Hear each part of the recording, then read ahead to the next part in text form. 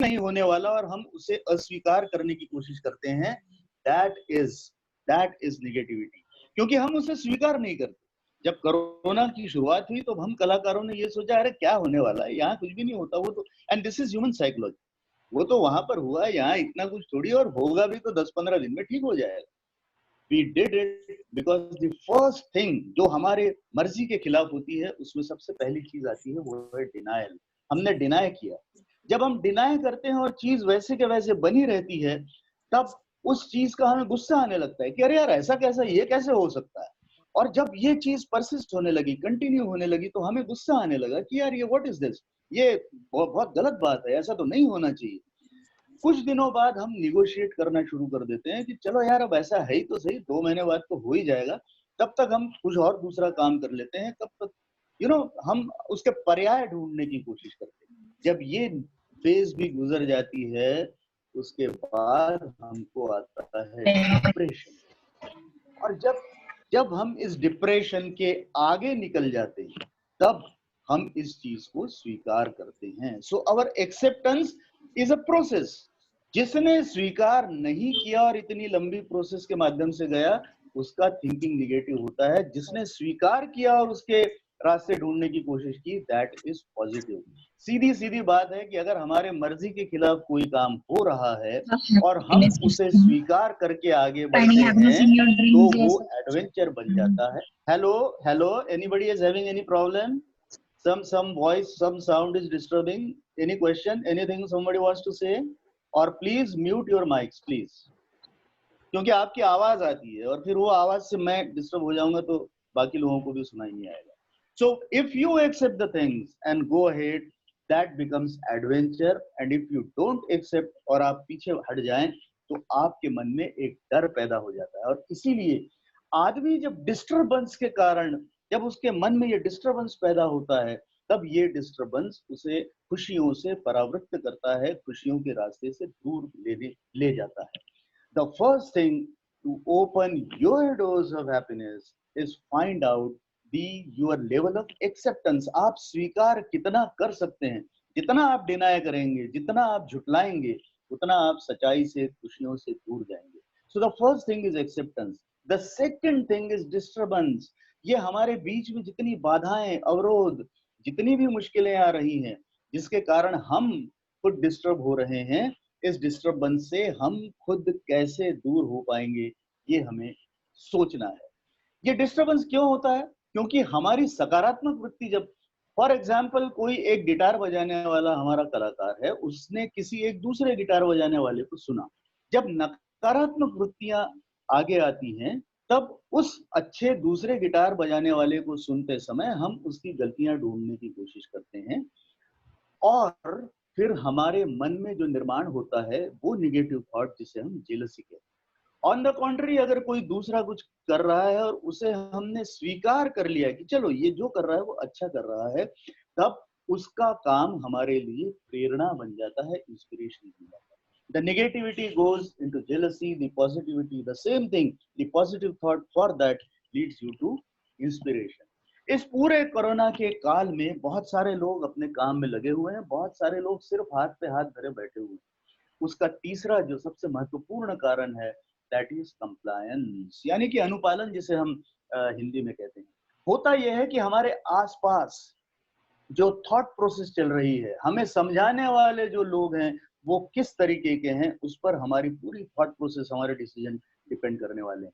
अगर हमारे आसपास लोग नेगेटिव थॉट्स हमारे आसपास, हमारे दिमाग में डालने की कोशिश कर रहे हैं, दुनिया भर में बड़ा प्रॉब्लम है साहब, प्रोग्राम शुरू होने वाले नहीं है, हमारी रोजी रोटी कैसे चलेगी, हम क्या करेंगे, समझ में नहीं आ रहा, चलो यार थोड़ी सी पी ली जाए, ये सारे निगेटिव थॉट्स हमारे आसपास जो फैलाने वाले लोग होते हैं, वही हमारी दुख के कारण होते हैं, वही हमारी खुशियों से हमें परावृत्त करते हैं, और वही खुशियों तक जाने के हमारे सारे दरवाजे बंद होते हैं। हम किसी भी प्रोफेशन में हो, सारे प्रोफेशन में ऐसे लोग पाए जाते हैं। हमें ये डिसाइड करना है साहब कि हमारी खुशियों में कौन रुकावट पैदा करने वाला है। हमारे हमारे आसपास जितने लोग हैं, वो उनके विचारों से हमें कितना दूषित कर रहे हैं। देखिए, एक कैकेयी जो भगवान राम को, यानी बालक राम को बहुत प्यार करती थी, बचपन से लेकर उसके मन में भरत से अधिक उसके प्रति प्यार था, लेकिन उसके जीवन में एक मंथरा के आने से और उस मंथरा ने एक विचार उसके दिमाग में डालने से वही राम उसके लिए एक दूषित हो गया। उसी राम को उसने 14 वर्ष के वनवास के लिए भेजने की ठान ली, जिसके बारे में उसके मन में असीम प्रेम था। आसपास रहने वाले लोग जो आपके मन में विचार डालते हैं, आप किसके साथ में हैं, just check it, just check the company. आपका भला चाहने वाला आपके आसपास होगा, लेकिन वो भला चाहने वाला कौन है? पहले तो आप ये डिसाइड कर लें कि आप दुर्योधन हैं या अर्जुन हैं, और तब आपका भला चाहने वाला शकुनी मामा है या भगवान कृष्ण है, ये डिसाइड आपको करना है।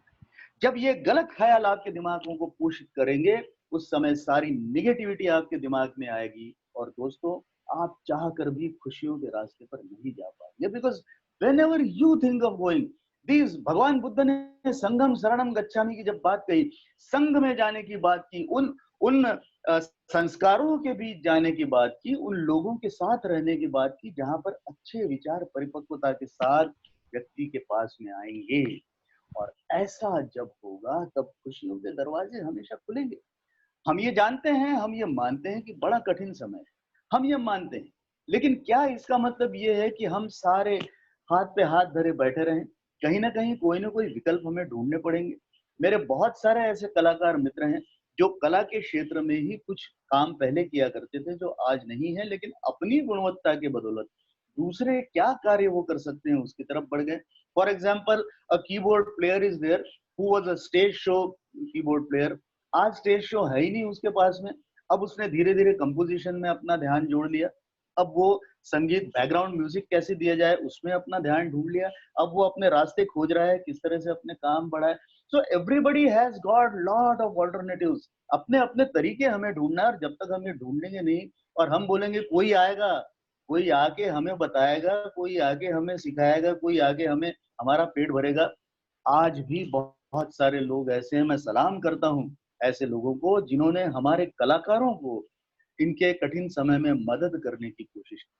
बहुत महान कार्य है, बहुत बड़ा कार्य है, लेकिन जिनकी मदद की है वो ये बात सोचें कि ऐसी मदद कितने दिन होने वाली, कौन आपको कितने दिन खिलाने वाला है। कहीं ना कहीं आपको रास्ते ढूंढने पड़ेंगे, अपनी खुशियों के जितने भी मार्ग हैं उन विकल्पों को तलाश करना पड़ेगा। जब आप अपना पेशेंस खो देते हैं, जब आप अपनी सहन शक्ति खो देते हैं, उस समय आपको ये लगने लगता है कि अब तो सारे दरवाजे बंद हो गए।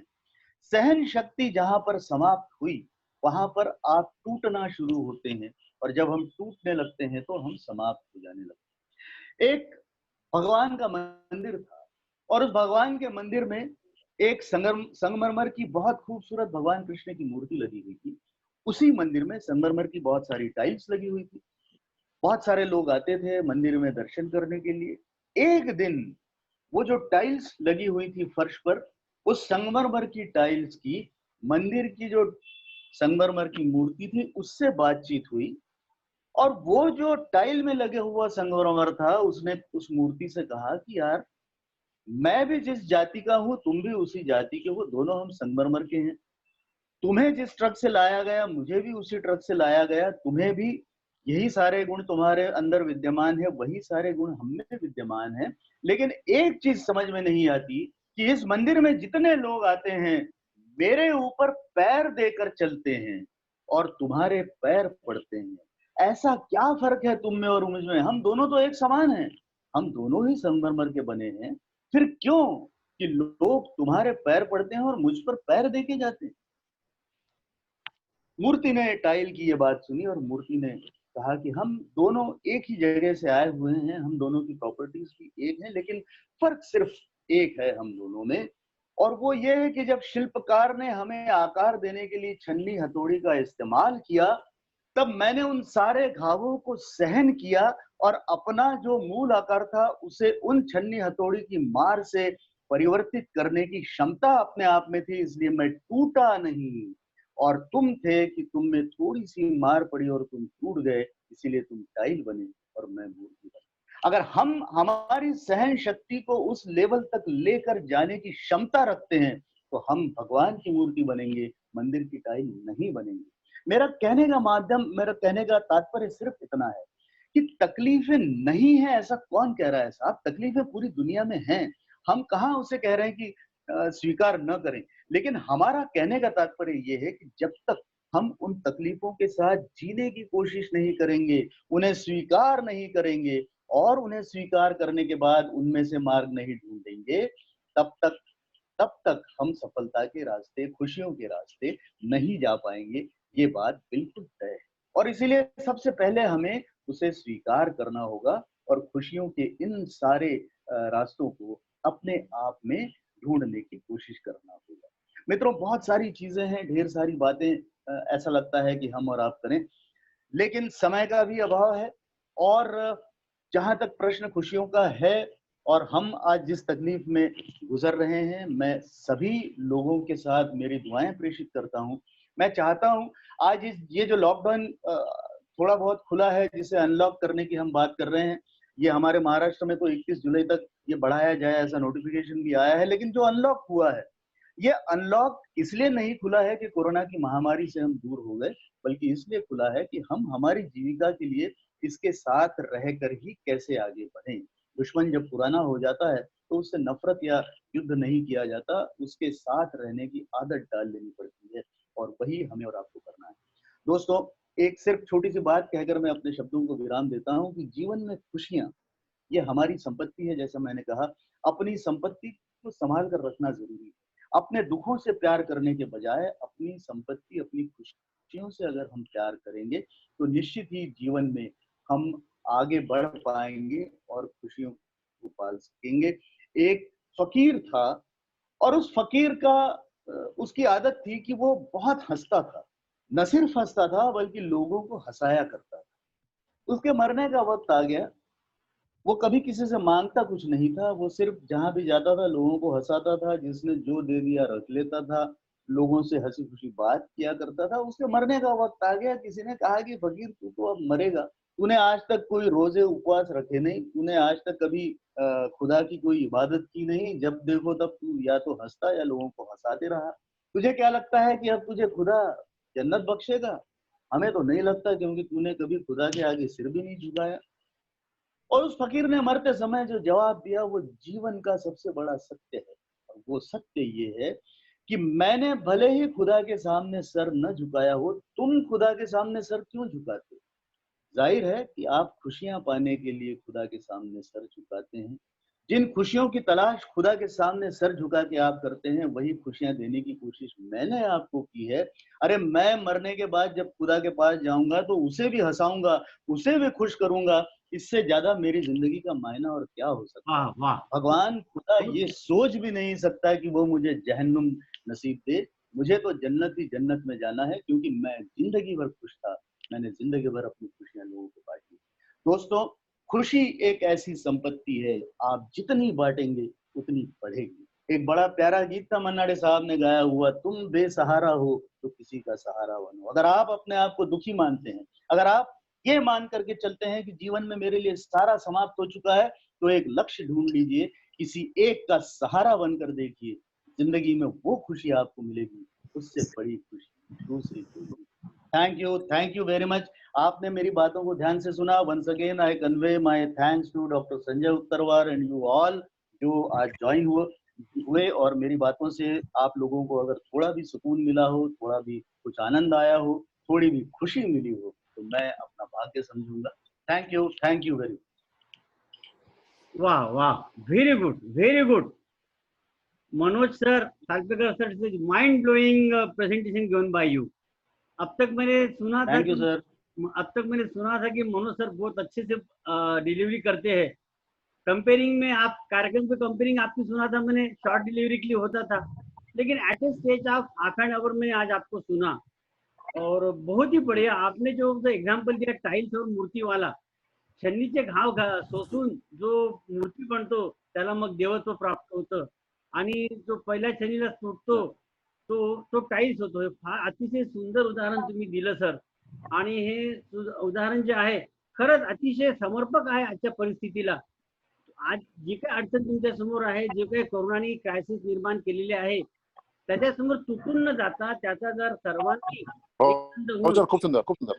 आणि सर्वांनी जर एक संध होऊन आणि प्रामाणिकपणे त्याचा जर मुकाबला केला किंवा पेशन्स ठेवले, तर मला असं वाटत नाही की अशी कुठलीच अडचण आहे की त्याच्यापुढे तुम्हाला असं सरेंडर व्हावं लागतं. तर मनोज सर, आपकी शान में मैं शेर बोलना चाहूंगा. हाँ, इरशाद. Yes sir. खुद मझधार में होकर भी जो औरों का साहिल होता है, जी, कुछ मजेदार में होकर भी जो औरों का साहिल होता है, ईश्वर जिम्मेदारी उसी को देता है. ईश्वर जिम्मेदारी उसी को देता है जो निभाने के काबिल होता है, जो निभाने. वाह, बहुत क्या बात है सर, बहुत सही, बढ़िया बहुत सर, बहुत सही, बढ़िया बढ़िया उत्तर सर, बढ़िया बढ़िया. जी. हाँ हाँ. तो सर आप हर कोई जिम्मेदारी निभाने के काबिल हो सर. मैंने देखा आपका पर्सनैलिटी, आपका साइकोमेट्रिक सर. टेस्ट हो या आपका प्रोग्राम का कंपेयरिंग हो या कोई भाषण हो, आप हर चीज हर बात बहुत सही तरीके से आप संभाल सकते हो सर. तो now the session is open for participants. Sir, participants Yes. पे बड़े बड़े लोग आए हुए हैं. शीला मैडम जी. है, प्रशांत सहारे है, संजीवनी जी पुटे है, भास्कर वागुले है और अवजय सर है. बहुत सारे लोग आए हुए हैं सर. तो हम इनसे क्या सुनना चाहेंगे. याली पास है, पिंकी कटकवार है. जी. आप 1 बाय 1 एक 30 सेकंड 50 सेकंड में आप हर्षली खर्चे है, तो आप बोल सकते हो. Time start.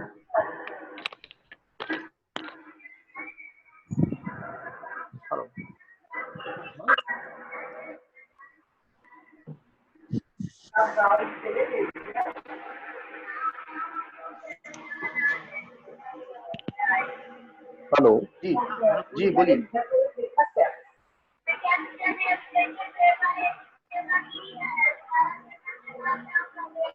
हेलो. हाँ प्रशांत, बोलो. उत्तर बोलिए.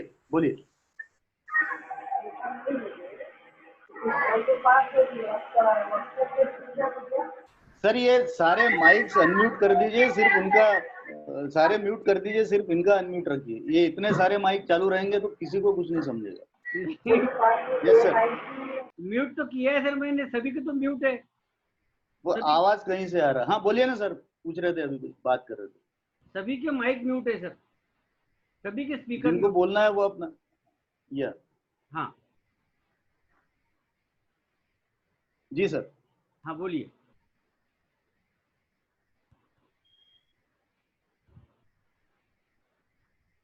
Please raise. हाँ. यस. हाँ, कौन बोलना चाहता है सर, उनका ये कर देंगे अपन.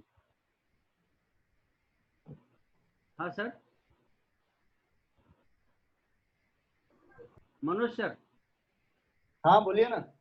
जो बोलना चाहता है उसका माइक चालू कर. Please raise your hand. Prashant बोलो ना.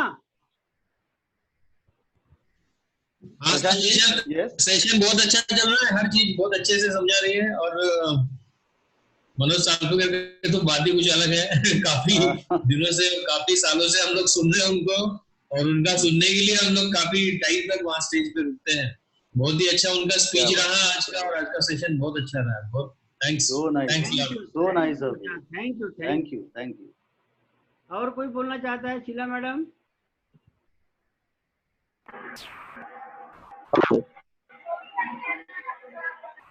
बोलो ना. बात करें. हाँ जी. बोलो ना. सरवर सर. हाँ बोलो ना. बोलिए. हाँ सर, थैंक यू. आपने जो अरेंज किया है ये सारे सेशंस, हाँ वाकई बहुत सही जा रहे हैं. You are on the right track sir. Yes. और डॉक्टर साहब ने आज, I was bit late to join. अच्छा. पॉसिबल नहीं था, पर आज का सेशन भी बहुत बेहतरीन सेशन रहा, इसमें कोई शक नहीं. हाँ, thank you. Thanks a lot sir. मैं आपको विश्वास देना चाहूंगा, आने वाले सभी सेशन बहुत ही बेहतरीन रहेंगे. एक से एक स्पीकर है सर हमारे थैंक यू पास. सर. एक से एक स्पीकर है. चलो सिर्फ आप जरूर सर, अपने जरूर. म्यूजिक फैकल्टी लोगों को एनकरेज करो कि जो ऑनलाइन आए.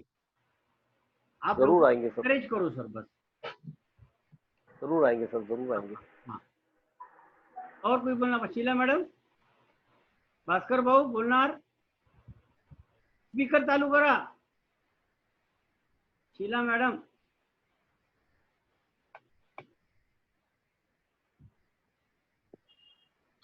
हाँ बोला।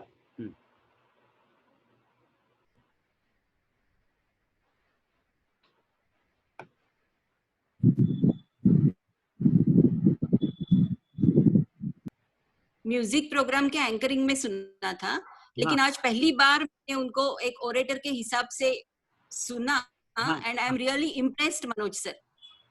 Very good, can you hear me? हाँ हाँ सुन कैन यू रहे, हियर? हाँ सुन रहे। हाँ तो I am really impressed, really you are thank you. Very good, very good, very good. Sir हमारे म्यूजिक फील्ड के अलावा भी काफी लोग जुड़े हुए हैं। If anybody wants to say something, बराबर, you can invite them. Anybody, 2 minute है अपने पास, प्लीज। जी, anybody from apart from music. हाँ हेलो, हर्षाली बोलते हैं। हाँ बोला मॅडम, बोला। यस। आजकाल ना म्हणजे याच्यामध्ये पेंडेमिक मध्ये या मोटिवेशनची खरंच खूप गरज होती. म्हणजे मी तर म्युझिक मध्ये नाहीये, पण मोटिवेशनची गरज होती. आणि खूप छान बोललेत सर, खूपच छान डायरेक्शन्स होते. आणि थँक्यू सर, तुम्ही असे वेबिनार्स अरेंज केलेत. Hats off to you. म्हणजे सगळ्याच क्षेत्रामध्ये तुम्ही भरपूर चांगलं काम करतायत. आणि पण खरंच छान वाटलं. सगळेच मेंटल हेल्थ सगळ्यांची बरीच बिघडलेली आहे, पण असे मोटिवेशन खूप गरजेचे आहेत आजकाल सगळ्यांना. Thank you madam, thank you so much. Thank you. Next. Thank you.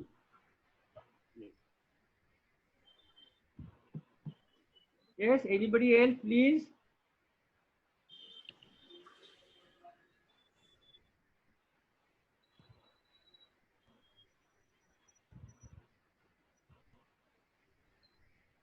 Yes, anybody else? So should I propose vote of thanks then? किसी बोलना है? भास्कर भाऊ, should I propose? So on behalf of Saregama Musical Club, musical group, I extend my vote of thanks to today's honorable speaker, orator, doctor Manoj Salpekar sir. उन्होंने बहुत ही बढ़िया तरीके से हमें आज की परिस्थिति में किस तरीके से हमने जीना है, किस तरीके से हमने अपने आप को संभालना है, संकटों से किस तरीके से सामना करना है, इसका एक बहुत अच्छा ब्रीफ उन्होंने दिया। और उन्होंने जो एग्जाम्पल्स कोट किए वो सही मायने में हम सभी उस सिचुएशन से कभी ना कभी गुजरे हुए हैं, लेकिन उसका पर्सपेक्शन ये है, उस चीज का मीनिंग ये है कि आज बहुत अच्छी तरीके से सर ने हम लोग को समझा दिया। एक एग्जाम्पल टाइल्स वाला भी सर ने दिया था, बहुत बढ़िया एग्जाम्पल। और आज के प्रोग्राम के लिए क्या बना बेटा? हाँ? तो चलिए बना रहे, अभी बनने की है। अच्छे प्रोग्राम के लिए जो खाना क्या था? जो भी यहाँ पे सब लोग खाना नहीं खाया, सब लोग उपस्थित हुए हैं, सभी का तहे दिल से शुक्रिया अदा करना चाहूंगा कि आप इसी तरह से आपका सपोर्ट दीजिए। और आने वाले दौर में हम बहुत बढ़िया एकदम अच्छे वेबिनार अरेंज करने वाले हैं और बहुत अच्छे ओरेटर और स्पीकर कल एक वेबिनार है और गुरुवार को भी एक वेबिनार है, ग्रुप पे भेज दूंगा। आप प्लीज अदर कल्चर ग्रुप में भी उसको फॉरवर्ड कर दीजिए। तो वी